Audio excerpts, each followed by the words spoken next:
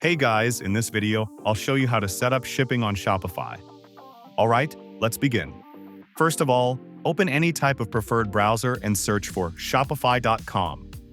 Next, click on the settings icon at bottom left corner, and a new window will slide onto your screen. Here, access the Shipping and Delivery feature, and then get into the Shipping tab.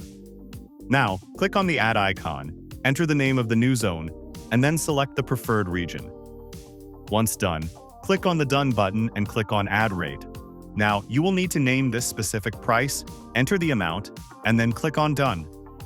Also, you can add another rate by clicking on Add Rate, and then entering its name again. Next, if you would like to make it fear shipping above a certain amount, you can do that by clicking on Add Conditional Pricing. After that, choose Order Price as the condition and click on Done to save the changes. So that's basically how you can set up shipping on Shopify. And that's it for this video. If you find this helpful, consider subscribing and giving this a big thumbs up. Thanks.